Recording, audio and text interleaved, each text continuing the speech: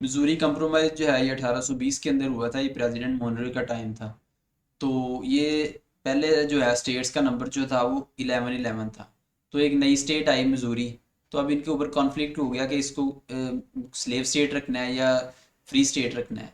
तो फिर एक ने सोल्यूशन दिया कि मैसाचुसेट जो है उसके अंदर से मेन का एक मेन वाला जो एरिया था वो वाला कहता था कि हमें आज़ाद करो। तो उसको इन्होंने अलहदा एक एज ए फ्री स्टेट कर दिया, फिर इसको एज ए स्लेव स्टेट। तो 12-12 की दोबारा गिनती जो है वो बराबर होगी, कोई भी मोनोपोली के अंदर नहीं था। तो उसके बाद जो है इसके ने स्लेवरी के ऊपर बैन किया मिजूरी का जो नॉर्थ है ना उसके अंदर। तो नॉर्थ ऑफ मिजूरी के ऊपर बैन हो गया। तो ये बाद में जो है ये ड्रेड स्कॉट केस जो है उसके अंदर भी ये आएगा कि यही वाला जो है ये वाली नॉर्थ ऑफ मिजूरी पे जो था वो बैन वो ओवरटर्न हो। तो मॉनरे डॉक्ट्राइन जो है ये 1823 में आई।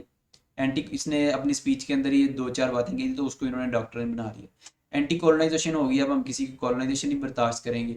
इंटरवेंशन भी नहीं किसी की अपने सिस्टम में बर्दाश्त करेंगे किसी यूरोपियन की। सेल्फ डिफेंस में आएंगे, बस अब हमने किसी के ऊपर अटैक टूक नहीं करना, जैसे पहले जंग छेड़ दी कभी इधर कभी उधर। अब सिर्फ सेल्फ डिफेंस है।